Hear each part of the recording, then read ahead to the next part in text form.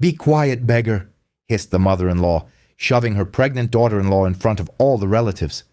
Dasha silently produced a letter and, with a smile, handed it to her mother-in-law. Upon seeing its contents, she collapsed. And before we proceed, please tell us what country you are watching this video from. Enjoy listening. Daria felt out of place, like an uninvited guest at someone else's celebration.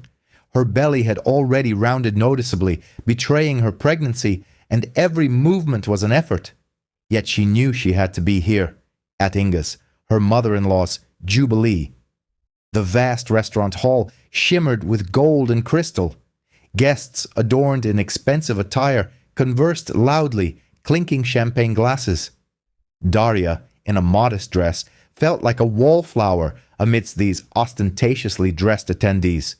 She tried to stay in the background, but it was impossible to escape the barbed glances and whispers behind her back. Look at her. She came like she's on display, pregnant. She overheard a fragment of conversation from a nearby table. Daria lowered her eyes, attempting to ignore it. She knew she wasn't liked in this family. Too young, too simple, too far beneath their social standing. Inga, a domineering and haughty woman, had never hidden her disdain, and the other relatives, like a pack of jackals, echoed her sentiments, hoping for their own piece of the pie. She remembered meeting her father-in-law, Vladimir Sergeyevich. She had worked as a caregiver, looking after him after his stroke. He was lonely and frail, while she was kind and attentive. A special bond formed between them, built on care and gratitude. Vladimir Sergeyevich saw in her what others overlooked, sincerity and genuine warmth. He often said she was a ray of light in his dark existence. Caring for Vladimir Sergeyevich became Dasha's purpose. She read to him, talked with him for hours, and walked with him in the park. He, in turn, shared his memories, recounting his life, his mistakes, and his disappointments. He saw how Inga and Maxim treated him with contempt, how they awaited his death to seize his fortune. Inga, seated at the head of the table like a queen, cast a dismissive glance at Daria. Her face, already contorted in a grimace of displeasure, became even more malevolent. "Be quiet, beggar," she suddenly declared loudly, addressing Daria. Her voice struck like a whip. All eyes turned to Daria. Silence descended upon the hall. Daria felt a flush creep up her neck. The humiliation burned her like acid. She raised her head and looked directly into Inga's eyes. Her gaze held no fear, no pleading, only resolve. Maxim, seated beside his mother, averted his gaze. He hadn't defended her, as usual. His silence wounded Daria more deeply than Inga's words. She had always hoped he would take her side, that he would protect her from his family's attacks. But he had betrayed her again. Gathering the remnants of her composure, Daria slowly retrieved an envelope from her handbag. She knew the moment had arrived. The moment of truth. "This is from Vladimir Sergeyevich," she said calmly, extending the envelope to Inga. Her voice was steady and confident, despite the turmoil of emotions raging within her.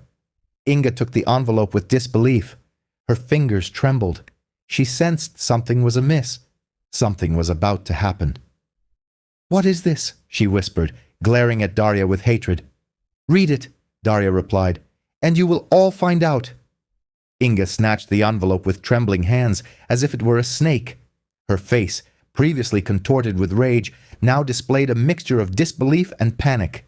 She tore open the seal and pulled out a folded sheet of paper. The silence in the room became so dense it felt palpable. All eyes were fixed on Inga, anticipating her words. She began to read aloud, stumbling and faltering. "My will, I, Vladimir Sergeyevich, being of sound mind and firm memory, bequeath all my property to Daria Mikhailovna, as a token of my gratitude for her care and devotion in the final years of my life." Inga's voice quivered and broke. She looked up from the letter, her eyes filled with horror and incomprehension. This is nonsense. It can't be." A stunned silence fell over the room. The relatives, who had previously looked at Daria with such contempt, now shifted their gaze from her to Inga, trying to process what they had heard. Even the usually boisterous children fell silent, sensing the tension in the air. Inga glanced at the letter again, as if hoping the words would change, transform into a jest. But no, in black and white was written what she could not accept. Everything she considered rightfully hers, everything she had lived for and prided herself on, now belonged to this upstart, this nurse who had bewitched her husband. "This is a forgery!" she shrieked, throwing the letter onto the table. "Dasha, you forged the signature? You only ever wanted money." Inga's words dissolved into rage. She sprang from her chair, ready to lunge at Daria, but Maxim stopped her. He firmly grasped his mother's arm, preventing her from making a foolish move. "Mother, calm down," he said quietly, looking into her eyes. "We need to figure this out." Inga wrenched her arm free and looked at Maxim with bewilderment. "Figure it out? What is there to figure out? She's a fraud." "Mother," Maxim interrupted, "I knew about this will." A hush fell over the room again, this time even more deafening than before. Inga froze, as if struck by an electric current. Her eyes, filled with rage and hatred, now shifted to an expression of absolute shock. You knew," she whispered, disbelieving her ears. "And you kept silent?" Maxim averted his gaze, unable to meet his mother's eyes. He felt guilty, having betrayed both her and Daria. He knew his father had planned this for a long time and dared not disobey him. He had hoped things would somehow work out, that his father would change his mind, that Daria would renounce the inheritance. But now that everything was revealed, he had no choice but to confess. "Yes, Mother, I knew," he said, trying to speak as calmly as possible. "Father told me about it a few months ago." "You should have stopped him. You should have protected our family, and you just stood there and watched him give everything away to this. Inga glared at Daria again, her eyes flashing lightning. "Do you think you've won?" she hissed. "Do you think you'll get everything you wanted? I won't allow it. I will contest this will. I will prove you are a fraud and a swindler." Daria watched Inga silently, her expression devoid of emotion. She expected this reaction. She knew Inga wouldn't give up easily, but now that the truth was out, she felt stronger than ever. She had what Vladimir Sergeyevich wanted to leave her, and she wouldn't let anyone take it away. "Inga," Daria said calmly, "you have the right to contest the will, but I have all the necessary documents confirming the authenticity of Vladimir Sergeyevich's wishes, and I am prepared to fight for what is legally mine." Daria's voice carried a confidence no one had ever noticed before.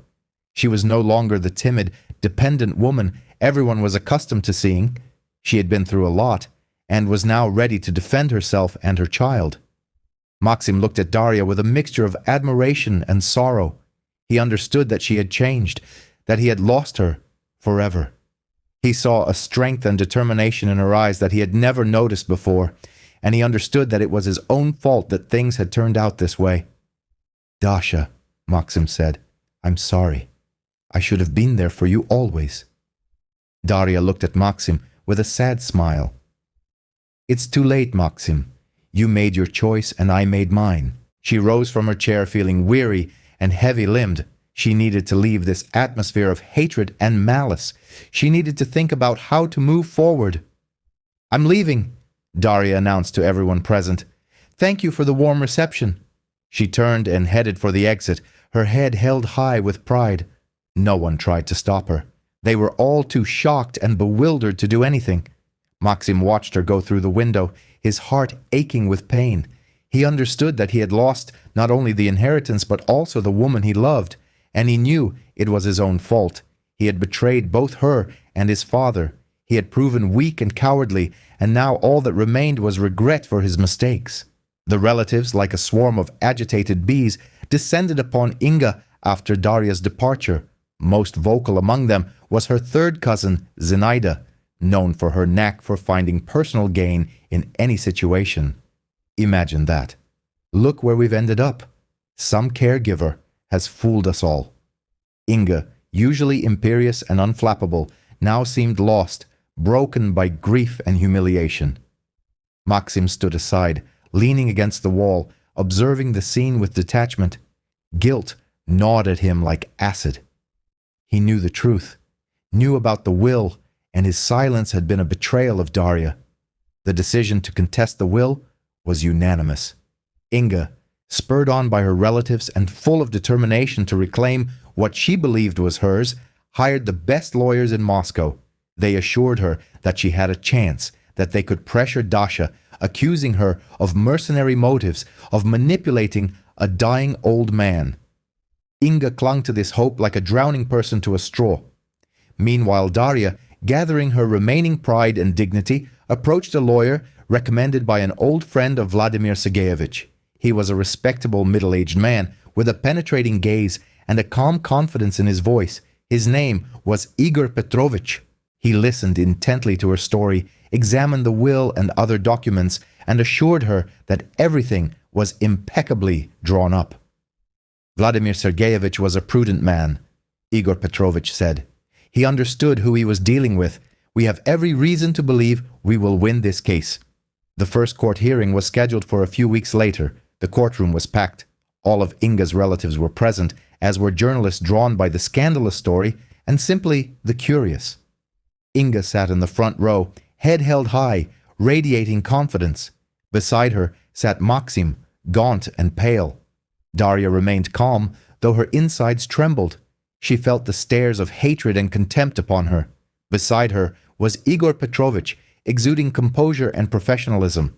Inga's lawyers pressed the argument that Daria was merely a caregiver, the son's wife, not a blood relative. She had no right to the vast fortune. They attempted to portray her as a mercenary individual, a hunter of wealthy old men. They asserted that Vladimir Sergeyevich, at the time of making the will, was in a critical state, under the influence of medication, and could not comprehend the consequences of his actions. Igor Petrovich countered all their arguments clearly and confidently. He presented the court with notarized documents confirming the authenticity of the will. He then called to the stand the caregiver who had worked with Vladimir Sergeyevich, Daria. The caregiver, an elderly woman named Anna Ivanovna, recounted how Vladimir Sergeyevich suffered from loneliness and a lack of understanding from his family. She spoke of his kindness and responsiveness, of how he valued human warmth and care.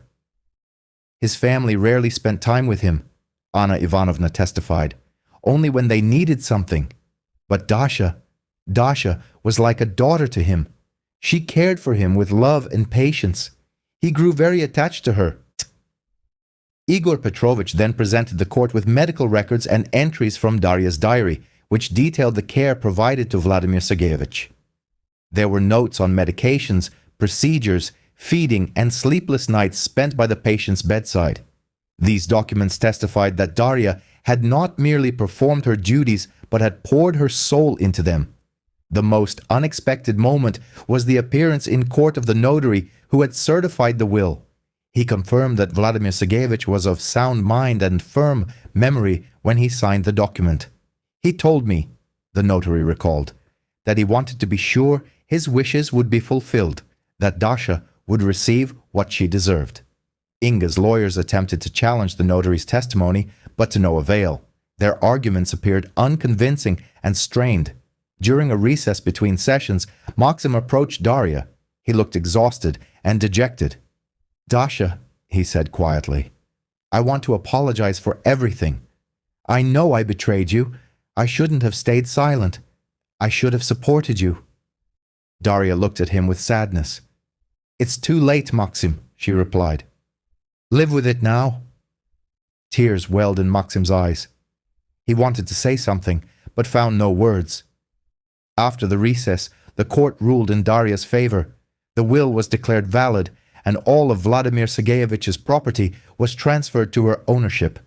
Inga was furious. She screamed, accusing Daria of every conceivable sin, threatening to appeal, but the court's decision was final and unappealable.